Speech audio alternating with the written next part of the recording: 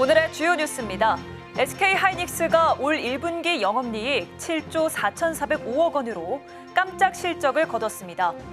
고대역폭 메모리 시장 선점에 따른 판매 효과로 1분기 기준 사상 최대 실적을 냈습니다. 현대자동차도 1분기 매출 44조 4,078억 원을 기록하며 신기록을 갈아치웠습니다. 다만 미국 관세 여파를 맞는 2분기 실적은 우려되고 있습니다.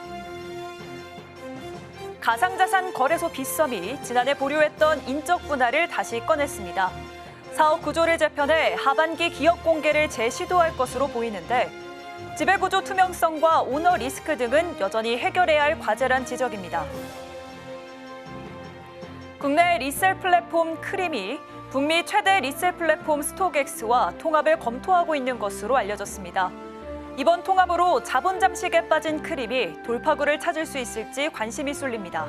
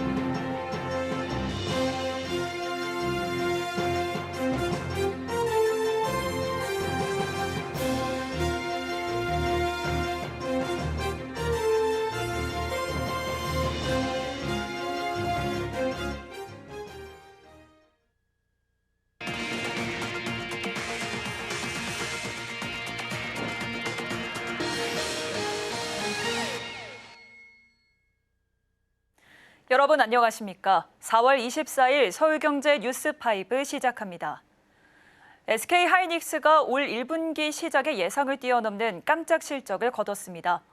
고대역폭 메모리 시장 선점에 따른 판매 효과로 1분기 기준 사상 최대 실적을 냈는데요. 미국의 반도체 관세 불확실성 속에도 고부가 메모리 제품 중심의 전략을 강화한다는 계획입니다. 김혜영 기자입니다. SK하이닉스가 올해 1분기 7조 4,405억 원의 영업이익을 기록하며 사상 최대 실적을 기록했습니다. 1년 전과 비교해 157% 늘었는데 시장의 기대를 뛰어넘는 성과를 낸 겁니다. 매출은 41% 증가한 17조 6,391억 원을 달성했습니다. 인공지능 필수제로 지목된 HBM이 실적 견인차 역할을 했습니다. HBM 시장의 주력 제품으로 자리 잡은 5세대 HBM 수요가 급증한 가운데 DDR5 등 고부가 가치 제품 판매도 늘며 수익성이 커졌습니다. HBM 물량 경쟁이 본격화되고 있는 가운데 SK하이닉스는 시장 우위를 공고히 한다는 방침. 올해 HBM 매출은 전년 대비 약 2배 성장할 것으로 내다봤습니다. 2분기엔 HBM 5세대 12단 매출 비중이 HBM3 전체 매출의 절반 이상이 될 것으로 전망했습니다. 미국 관세 불확실성과 관련해선 영향이 제한적이라고 평가했습니다. HBM의 경우 고객과 1년 전 공급 물량을 합의하는 제품의 특성상 기존 고객과의 계약이 변함이 없다는 겁니다. 특히 SK하이닉스는 AI 시장 성장에 따라 2024년에서 2028년 HBM 수요의 연평균 성장률이 약 50% 수준에 이를 것으로 내다봤습니다. 서울경제TV 김혜영입니다. 현대자동차가 올 1분기 매출 44조 4,078억 원을 기록하며 1분기 매출 신기록을 갈아치웠습니다. 역대 최대 하이브리드 차량 판매와 우호적인 환율 환경으로 질적 성장을 이룬 건데요. 문제는 미국 관세 여파를 맞는 2분기가 될 것으로 보입니다. 이해란 기자입니다. 현대자동차가 1분기 성적표를 공개했습니다. 매출은 44조 4,078억 원으로 전년 동기 대비 9.2% 증가하며 1년 만에 1분기 기준 역대 최대치를 기록했습니다. 영업이익은 3조 6,336억 원으로 지난해 같은 기간보다 2.1% 늘며 시장 전망치를 상회했습니다. 올 1분기 현대차의 전 세계 판매량은 100만 1,120대. 전년 동기 대비 0.6% 감소했지만 역대 최대 수준의 하이브리드 판매와 우호적인 환율 환경으로 매출과 영업이익이 증가했다는 분석입니다. 관건은 2분기 이후의 실적. 이달 3일부터 미국에서 외국산 자동차에 25% 관세를 부과하고 있기 때문입니다. 수익성 악화 우려가 나오는 가운데 현대차는 오는 6월까지는 가격 인상 없이 재고를 활용해 대응한다는 계획입니다. 공시 이후에 열린 컨퍼런스 콜에서 이승조 현대차 최고 재무 책임자는 미국 관세 대응 전략 TFT를 출범했고 단기부터 중장기적으로 전사적 대응을 강구하고 있다고 밝혔습니다. 특히 관세는 완성차 외에도 부품과 철강, 알루미늄 등에서 포괄적으로 부과되는 만큼 물류, 부품 소싱 등 미국 현지화 전략을 세우겠다는 계획입니다. 한편 우리 시각으로 오후 9시 미국 워싱턴 DC에서 한미 간 관세 인하 유예를 위한 2+2 통상 협의가 열립니다. 최상무 부총리와 안덕근 산업부 장관이 대표로 나서는 가운데 우리 정부는 자동차와 철강에 적용 중인 25% 품목 관세 예외 인하를 우선적으로 이끌어내겠다는 목표입니다. 서울경제TV 이혜란입니다. 가상자산 거래소 빗썸이 지난해 보류했던 인적 분할을 다시 꺼내들었습니다. 사업 구조를 재편해 하반기 기업 공개를 재시도할 것으로 보이는데요. 지배구조 투명성과 오너 리스크 등은 여전히 해결해야 할 과제로 남아 있습니다. 김도화 기자입니다.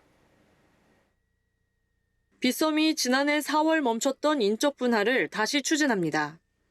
오는 7월 31일을 분할 기일로 거래소와 신사업을 분리해 각 부문의 전략을 독립적으로 추진하겠다는 계획입니다. 존속법인인 빗썸은 거래소 사업에 주력하고 신설법인은 신사업과 투자 부문을 전담하게 됩니다.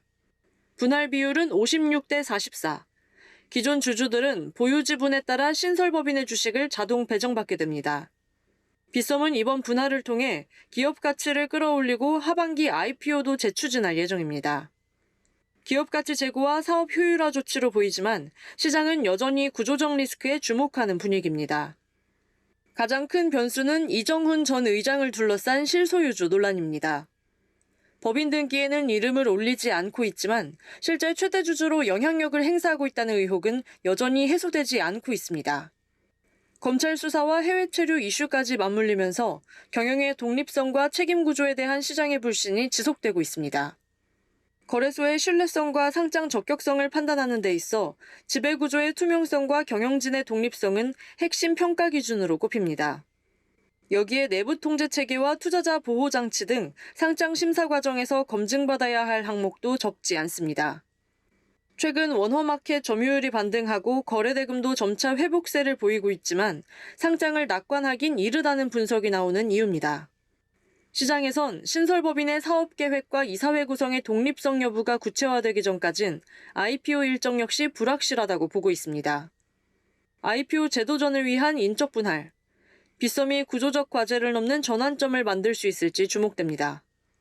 서울경제TV 김도아입니다.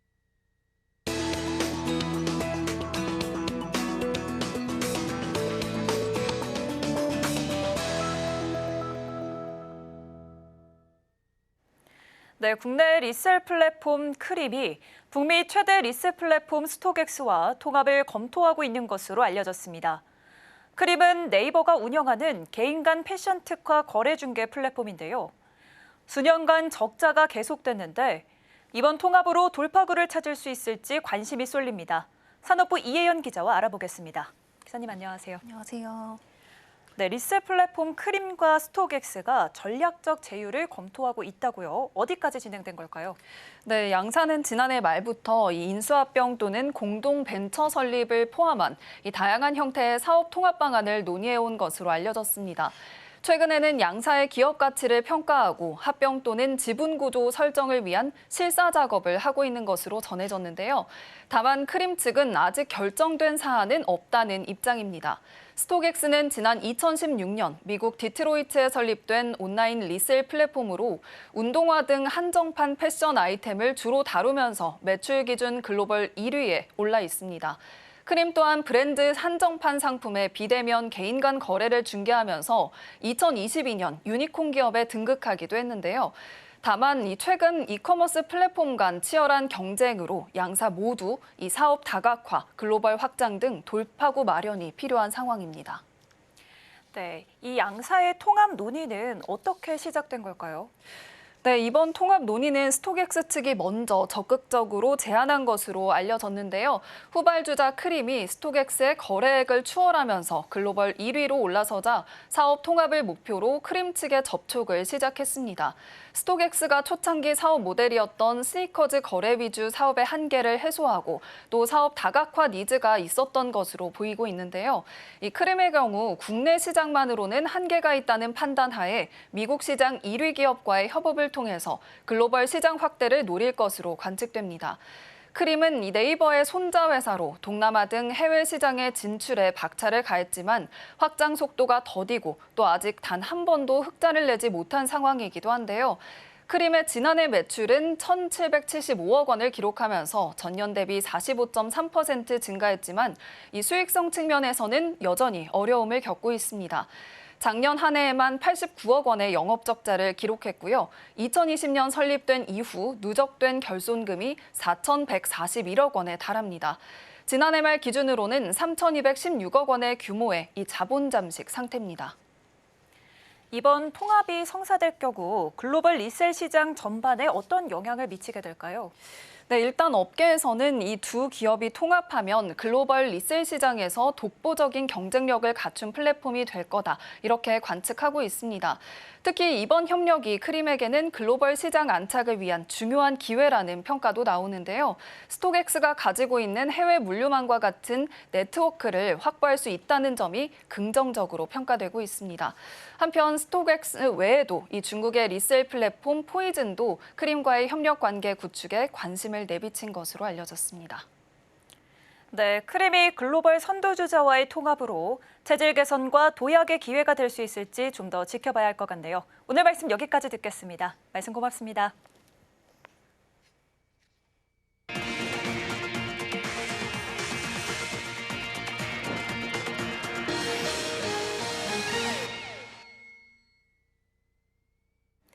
공정거래위원회가 확률형 아이템 조작 혐의를 받은 게임사들에 대한 제재에 본격 착수했습니다. 아이템 당첨 확률을 허위로 표시한 게임사에 시정명령과 과징금 처분이 잇따르고 있는 모습인데요. 과징금 규모가 아이템 매출보다 훨씬 적은 수준에 불과해 단속의 실효성이 떨어진다는 지적이 나옵니다. 이수빈 기자입니다. 공정위가 게임 속 유료 아이템 확률 정보 표시 단속을 강화하고 있습니다. 공정위는 최근 코그의 아이템 확률 조작을 이유로 시정명령과 과징금 3,600만 원 처분을 내렸습니다.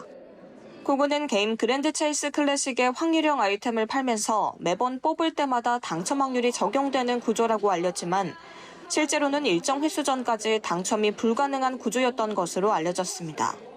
코그가 이 아이템으로 벌어들인 금액은 총 30억 원, 과징금 3,600만 원은 미미하다는 지적이 나옵니다. 그라비티와 위메이드의 경우에도 마찬가지입니다. 그라비티는 게임 라그나로크에서 확률형 아이템을 판매하면서 획득 확률을 최대 8배까지 부풀린 것으로 드러났습니다.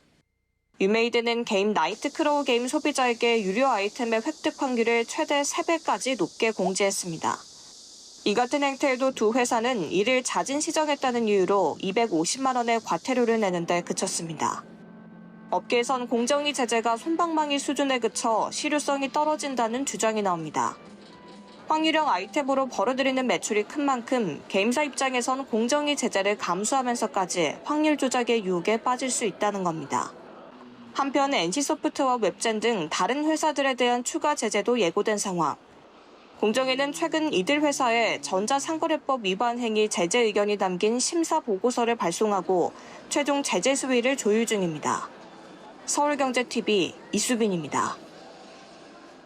최근 대기업들이 전기 직접 구매에 나서며 이른바 탈한전 움직임을 보이고 있지만 한국전력의 주가는 오히려 상승 탄력을 받으며 52주 신고가 흐름을 이어가고 있습니다. 직접 구매 제도를 활용할 수 있는 기업이 제한적인 데다 전기요금 인상 효과로 실적 개선세가 지속되고 있기 때문인데요. 유가 하락 등으로 원가율 개선까지 이뤄지면서 외국인과 기관 투자자의 매수세가 강하게 유입되는 모습입니다. 김보연 기자입니다. 불안한 장세 속에서도 한국전력의 주가는 최근 우상향 흐름을 이어가고 있습니다. 산업용 전기요금을 대폭 인상하면서 가파른 실적 개선이 이루어지고 있기 때문입니다. 한전은 최근 3년간 산업용 전기요금을 70% 올리면서 일부 대기업의 탈한전 움직임에 그동안 독점해왔던 시장 구조가 깨질 것이란 악재에 직면하게 됐지만 오히려 증권가에서는 호재가 될 수 있다고 진단하고 있습니다. 한전의 주가는 이달 들어 15.9% 올랐고 연초 대비 상승률은 25%를 넘어섭니다. 최근 3주 연속 상승 흐름을 이어가면서 지난해 3월 기록한 고점을 돌파하기도 했습니다. 실적 개선이 기대되면서입니다. 산업용 전기요금 인상 효과가 지속되는 가운데 원가 구조에 영향을 크게 미치는 유가 등 에너지 가격과 환율이 최근 하향 안정화하면서 빠르게 개선되고 있습니다. 구매력이 커지는 상황. 배당 매력이 높아진 데다 대표적인 경기 방어주로 직접적인 트럼프 행정부의 관세 영향권에 속하지 않는다는 호재까지 더해져 증익 기반이 견고해지고 있습니다. 외국인과 기관의 강한 매수세도 주가를 올리는 분위기입니다. 이달 들어 전거래일까지 외국인은 한국전력을 1,708억 원 순매수하며 가장 많이 담은 종목에 이름을 올렸습니다. 기관도 이 기간 1,155억 원을 사들였습니다. 물론 산업용 수요 이탈 가능성이 높아지긴 했으나 실제 사례가 확인되기 전까진 잠재 요인으로만 남아있을 전망입니다. 전기사업법에 따라 직접 구매제를 활용할 수 있는 대규모 전력 사용 기업은 전체 전력 소비자의 0.002%에 불과합니다. 증권가에서도 한국전력의 호실적을 전망하고 있습니다. FN갈드에 따르면 한국전력의 올해 1분기 실적 컨센서스는 매출액과 영업이익이 전년 동기 대비 각각 5.4%, 200% 늘어난 24.5조, 3.9조입니다. 서울경제TV 김보연입니다. 이번 달 보름 사이 가계대출이 2조 원 이상 늘면서 심상치 않은 증가세를 그리고 있습니다. 주택담보대출 증가와 함께 그동안 하락세를 보였던 신용대출이 급등한 점도 영향을 미쳤는데요. 은행권은 가계대출 관리 차원에서 대출금리를 4%대로 유지하며 대출 문턱을 높일 전망입니다. 이연아 기자입니다. 이번 달 17일 기준 5대 은행의 가계대출 잔액은 741조 1,027억 원입니다. 가계대출 증가 폭을 월별로 보면 2월 3조 원대에서 3월 1조 원대로 감소했지만 이번 달 보름 사이 2조 원 넘게 튀어오르며 증가세로 돌아섰습니다. 특히 이번 달에는 주택담보대출과 신용대출이 모두 늘어나며 가계대출 증가를 이끌었습니다. 주담대는 5대 은행 기준 이달 585조 1,823억 원으로 전달 대비 1조 5천억 이상 증가했는데 2월 토지거래 허가제 해제 영향이 불을 지폈다는 분석입니다. 통상 주담대 신청과 실행까지 2, 3개월 정도 기간이 소요되는데 토어제 여파가 다음 달 가계대출까지 이어질 것이란 전망도 제기됩니다.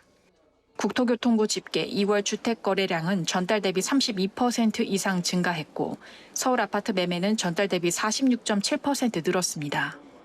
지난해 11월 이후 감소세를 유지했던 신용대출도 전달 대비 1조 595억 원 늘어났습니다. 미국 상호관세 부과로 국내외 증시와 가상자산 시장 변동성이 확대됨에 따라 신용대출로 저점 매수에 나선 투자자들이 증가한 영향입니다. 오는 7월 예정된 스트레스 DSR 3단계 시행과 다음 달 한국은행 기준금리 인하가 맞물릴 경우 대출 수요를 자극할 수 있다는 우려도 제기됩니다. 또 조기 대선을 앞두고 일부 후보들이 청년층 대상 주택담보대출 비율 LTV 규제 폐지, 총부채 상환 비율 DTI 폐지 등 일방적 선심성 공약을 발표하면서 시장 혼란이 확대되고 있다는 비판도 강하게 제기됩니다. 금융당국은 이번 달을 가계대출 관리 중대 분수령으로 보고 있습니다. 은행권은 당국의 가계부채 관리 강화 기조에 맞춰 가계대출 금리를 현 4%대 수준에서 유지하며 대출 문턱을 높인다는 방침입니다. 서울경제TV 이연아입니다. 서울 동대문구에 있는 경동시장이 MZ세대가 즐겨 찾는 장소로 변신해 눈길을 끌고 있습니다. 스타벅스가 이곳 상인들과 상생을 위해 뉴트로 감성의 특화 매장을 연 지 2년여 만에 입소문을 타면서 젊은 고객들의 발길이 이어지고 유튜버들의 맛집 추천까지 더해지면서 시장 전체가 핫플레이스로 인기를 끌고 있습니다. 김수윤 기자가 현장을 다녀왔습니다. 1960년대를 옮겨놓은 듯한 한 카페. 젊은 세대들이 곳곳에서 사진을 찍으며 추억을 남깁니다. 밖을 나와보니 이곳은 서울 동대문구에 있는 경동시장. 1960년부터 운영되어 온 서울의 대표 전통시장인 이곳은 이른바 노인들의 홍대로 불리며 낙후된 이미지가 강했지만 2022년 12월 스타벅스가 들어서면서 MZ세대 성지로 탈바꿈됐습니다. 시장 내 방치된 폐극장을 리모델링한 스타벅스 경동 1960점은 문을 열자마자 SNS 인기 명소로 떠올랐습니다. 계단식의 극장 구조, 영사기를 활용한 순번 표시 시스템 등 뉴트로 감성을 담아내며 젊은 세대뿐만 아니라 4050 세대의 향수를 불러일으켰다는 평가를 받고 있습니다. 스타벅스는 경동 1960점을 지역사회와 상생을 위해 이익 공유형 매장으로 운영하고 있습니다. 매장에서 판매되는 모든 품목 1개당 300원씩을 적립해 경동시장 지역상생기금으로 조성하는 겁니다. 스타벅스의 개점 이후 시장은 다시금 활기를 되찾았습니다. 평일에는 1000여 명 이상, 주말에는 2000여 명 이상이 다녀가는 명소가 되면서 소상공인과 지역상생의 대표적 모범 사례로 꼽히고 있습니다. 스타벅스 효과는 경동시장과 인근 상권의 매출에서도 나타났습니다. 서울시 상권 분석 리포트에 따르면 경동시장과 인근 광성상가의 점포당 월 평균 매출은 2024년 4분기 기준 각각 8,574만 원, 1억 8,878만 원으로 전년 동기 대비 각각 638만 원, 2,083만 원 늘었습니다. 최근에는 유튜브를 비롯한 SNS 콘텐츠를 통해 시장의 여러 맛집이 소개되며 젊은 층의 경동시장 방문이 잇따르고 있습니다. 경동시장이 소상공인과 지역상생의 모범 사례로 부상하며 전통시장의 위기 극복 해법으로 떠오르고 있습니다. 서울경제TV 김수윤입니다. LG전자가 연결 기준 올해 1분기 영업이익이 1조 2,591억 원으로 지난해 동기보다 5.7% 감소한 것으로 잠정 집계됐다고 오늘 공시했습니다. 매출은 22조 7,398억 원으로 작년 동기 대비 7.8% 증가했습니다. 1분기 기준 최대 매출액입니다. 순이익은 8,756억 원으로 49.6% 늘었습니다. B2B 사업과 구독, 웹 OS 등 비하드웨어, 소비자 직접 판매 등의 질적 성장이 호실적에 기여했다고 LG전자는 설명했습니다. 전장을 담당하는 VS 사업본부와 냉난방공조를 담당하는 ES 사업본부의 영업이익 합은 전년 동기 대비 37.2% 늘었고 매출액 증가폭도 12.3%를 기록했습니다. 주력 사업이자 캐시카우 역할을 맡고 있는 HS 사업본부 역시 구독과 D2C 등 사업 모델과 사업 방식 변화의 속도를 내며 역대 최대 매출을 기록했습니다. 이복현 금감원장이 오늘 홈플러스는 언론을 통해 신용등급 하락을 사전에 인지하지 못했다고 하지만 사전에 신용등급 하락을 인지했고 상당 기간 기업회생 절차를 준비했다는 구체적 증거를 확보했다고 밝혔습니다. 금감원은 MBK가 이미 지난해 말 기업회생 절차를 논의한 핵심 정황 증거가 담긴 내부 이메일을 확보한 것으로 알려졌습니다. 한국토지주택공사가 운영하는 임대 분양 청약 사이트 청약플러스에서 직원 실수로 고객 1,100여 명의 개인정보가 유출되는 일이 발생했습니다. 이 직원은 국민임대 예비 입주자 모집 신청자의 이름과 휴대전화번호 등의 개인정보가 담긴 파일을 사이트에 올린 것으로 알려졌습니다. 밀린 하도급 대금 9천만 원을 지급하라는 공정거래위원회의 명령을 따르지 않은 유진건설산업이 검찰 수사를 받게 됐습니다. 유진건설은 2022년 6월 수급 사업자에게 삼봉지구 근린생활시설 내장공사 등을 위탁하면서 하도급 대금 8,900만 원을 지급하지 않았습니다. 항공업계에 따르면 대한항공이 다음 달부터 국제선 항공권 유류 할증료를 최대 22.6% 인하합니다. 노선 거리별로 13,500원부터 99,000원이던 유류 할증료가 1,500원부터 76,500원으로 낮아지게 됩니다. 서울경제 뉴스5 저희가 준비한 소식은 여기까지입니다. 함께해 주신 여러분 고맙습니다.